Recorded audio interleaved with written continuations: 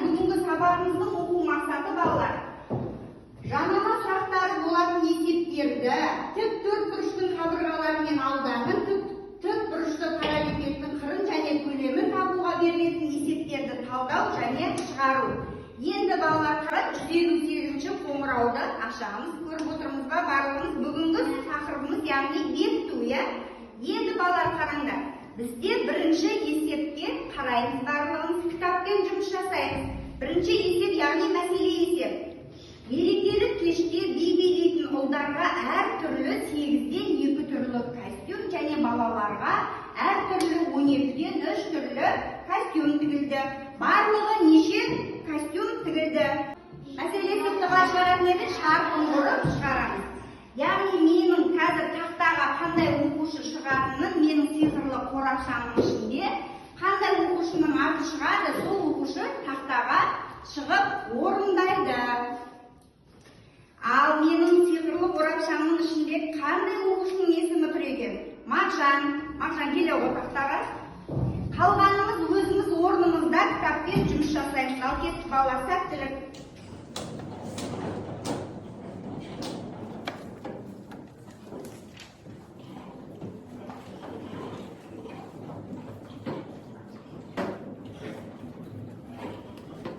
Кәнеке, Мағжан болдың ба? Болсаң өте тамаша, дұрыс отыра ғой Мағжан. Енді балалар бірінші есептің әсін бір оқушы оқимыз, келесі оқушы тапсырманы тақтаға орындайды. Кәне балалар, сиқырлы қорапшаның ішінде қандай оқушының есімі жазып тұрғанын анықтаймыз. Ол оқушы яғни берілген мәтінді оқиды. Сиқырлы қорапшаның ішіндегі оқушының аты Іңкәр. Тапсырманы оқиды. Мерекелік кешке 72 баланың анасы келді, ал әжелері болады 4 есептен келді. Мерекелік кешке неше ана мен әже келді? Енді балалар, осы мәселе есепті тақтаға шығару үшін тағы да сиқырлы қорапшамызды қолданамыз. Ол қорапшаның ішінде қай оқушының есімі жазылған екен? Бұл қорапшада Аяланың есімі жазылған екен. Аяла келе ғой тақтаға. Жарайсың Аяла, отыра ғой, өте керемет. Балалар, алдымыздағы бағалауменен өздеріміздің есептерімізді бағалап отырамыз. Яғни бір сатыға көтеріп отырамыз, орындап отырсақ. Болдық па барлығымыз? Иә. Болса, ендеше балалар, келесі тапсырма бізде топтық жұмыс. Яғни 3 парта бір-бір топқа бірге саламыз. Мен тақтаға 3 топқа тапсырма ілемін. Әр топтан бір-бір оқушы келіп, өз топтарының тапсырмаларын алады. Топқа, яғни конверттің ішіне мен тапсырмаларын салып қойдым. Осының ішінен 3 топтан 3 оқушы келіп алады. Әр топтың топ басшысы келіп ала қойыңдар. Шыға ғой, шық, бір-біреудің, иә? Конверттің ішіндегі ішінен аламыз, конвертті қойып қойамыз. Енді топтарымды жиналып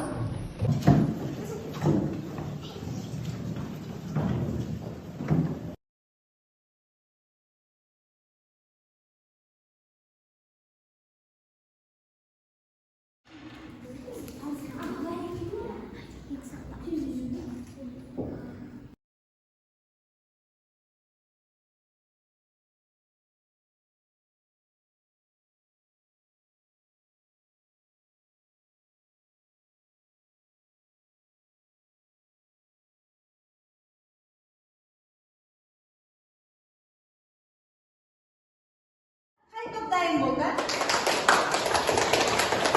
Яғни, бірінші болған Мағжан айта ғой. 2 сантиметр 7 миллиметр 240 миллиметр үлкен болып саналады.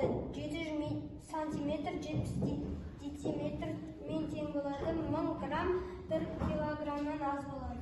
Өте тамаша, отыра қойып жарайсың. Екінші топтан кім қорғайды? 2 сағатта 20 минут 140 минут болады. Сонымен 120 минут көп болады. 1 сағат 10 минут 70 минут болады. Сонымен 120 минут көп болады. 100 грамм 1 кг көп болады.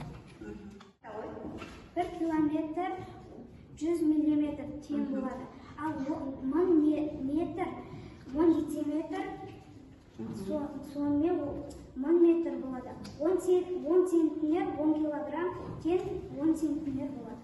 Тамаша, өте тамаша, отыра ғой. Енді бірінші топ, екінші топты бағалайықшы, қалай? Есептері дұрыс болды ма? Іңкәр айта ғой. Екінші топтың есептері дұрыс болды. Мен оларға жарайсың деп айтамын. Тамаша. Енді үшінші топ, екінші топты бағалаймыз. Кербайларыңыз айтамыз. Екінші топтың есептері өте дұрыс болды. Мен оған жарайсың деп айтамын. Тамаша. Ал енді сендер үшінші топтың, екінші топ, үшінші топқа кербайларыңыз айтамыз. Айта ғой. Абдрахман, сен айта ғой. Үшінші топтың тапсырмалары өте дұрыс болды. Мен оларға жарайсың деп айтамын. Өте тамаша балалар. Енді балалар, кәнекей, өзіңіздің бағалауларыңызды бір сатыға көтеріп қоямыз. Топта белсенді атсалысқаны үшін Маржан жарайсың дегім келеді.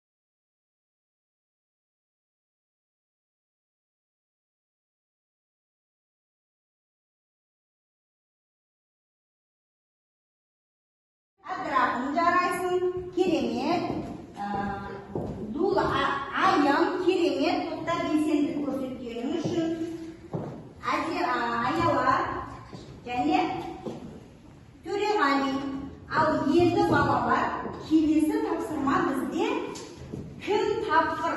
Ол жеке жұмыс балалар. Мен, яғни үш партаға үш түрлі есеп қоямын. Оны тақтадан дәптермен жұмыс жасаймыз. Яғни ода берілгені бірінші тапсырманы оқып жіберейін, тура осыған ұқсас. Кім тапқыр? Тапсырма 7, 2 және 9 цифрлары арқылы 3 таңбалы сан жазуға болады. 3 таңбалы сан жазамыз, яғни сандарды жазғанда, яғни цифрлар қайталанбауы керек. Түсінікті ма? Тапсырма түсінікті болса, дәптерге орындаймыз. Яғни бірінші топтікі 7, 2, 9 деген сандар берілді.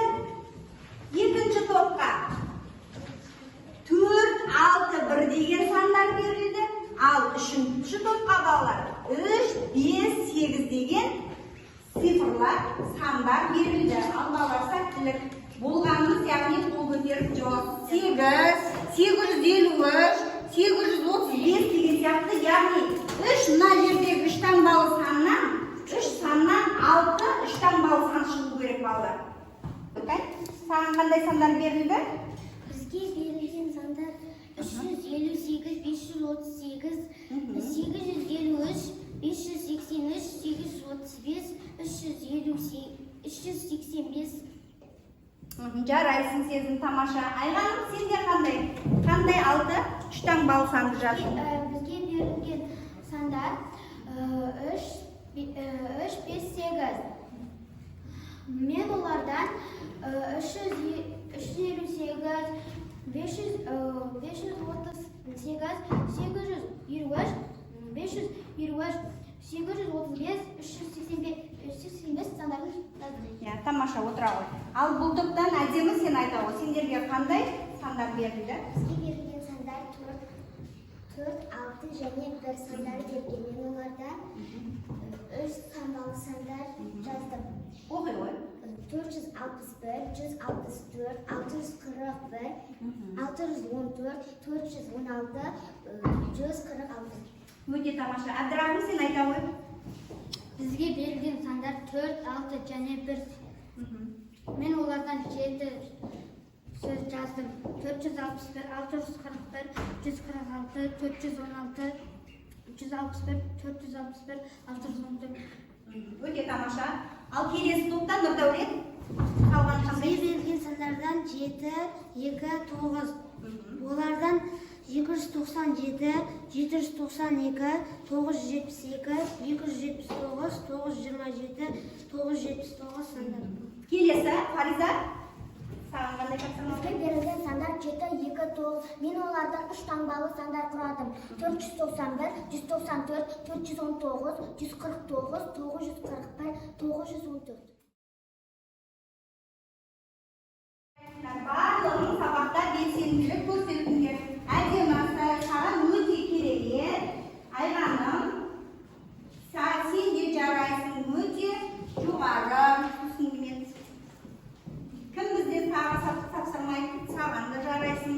Енді Нұрдәулет өте сабаққа белсенді қатысып отырсың. Жарайсың, тамаша. Фариза, саған өте керемет. Енді балалар, келесі тапсырмамыз балалар біздің. Жұптық жұмыс, яғни жұптық жұмысты мен қазір тапсырмаларын таратып беремін. Жұптық жұмысты екеу ара тез орындап болғанымыз, яғни қол көтеріп жауап есептің мәнін айтамыз.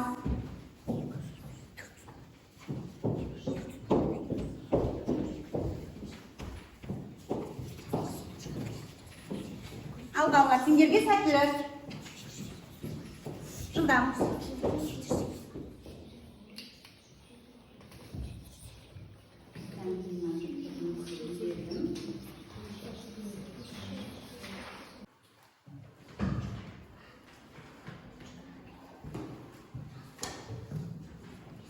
Болдық ба?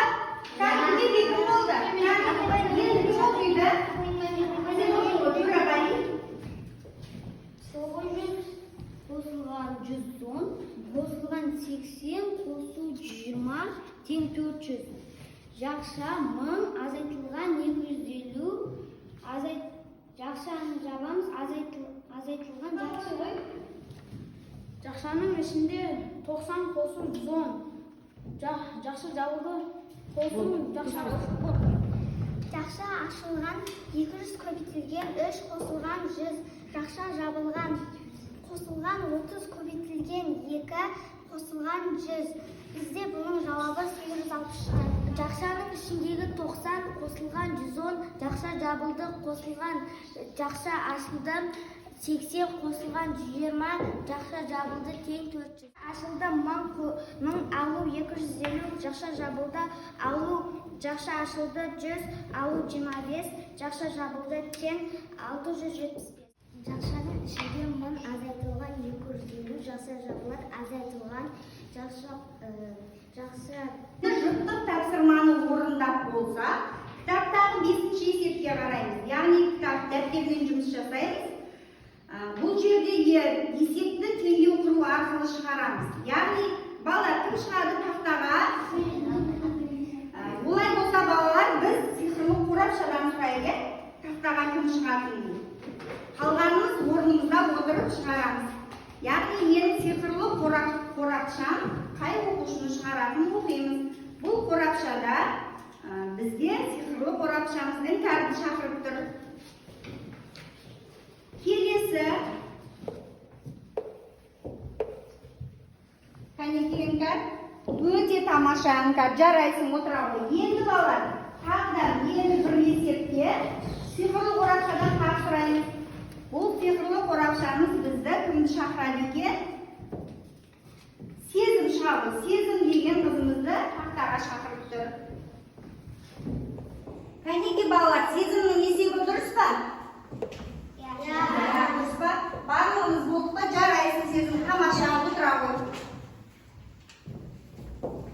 Кәнекей балалар, болдық па енді? Барлығымыз болсақ балалар. Ал балалар енді үйге 7-ші есепті белгілеп аламыз барлығымыз. Енді балалар, сабақ ұнады ма сендерге бүгінгі сабақ? Енді балалар, сабақта сендер бір-біріңді өздеріне кері байланыс береміз. Кәнекей, қай оқушы кімді бағалайды? Мағжан басқа. Мен бір баланы бағалайтын болсам, әлімді бағалайтын едім. Ол сабақта белсенді қатысып, оқуды тезсіз оқығаны үшін мен оған 10 деген бал қоятын едім. Өте тамаша, жарайсың Мағжан. Нұрдәулет. Мен бағалайтын болсам, Аяланы бағалаймын. Аяла бүгінгі сабаққа белсенді қатысып, есепті тезірек шығарып отыр. Мен оған 10 балды қоямын. Тамаша. Әдемі Фариза. Мен бағалай білсем, мен әдеміні бағалайтын едім. Ол белсенді, сабаққа белсенді қатысып, есептерді тез шығарды. Тамаша.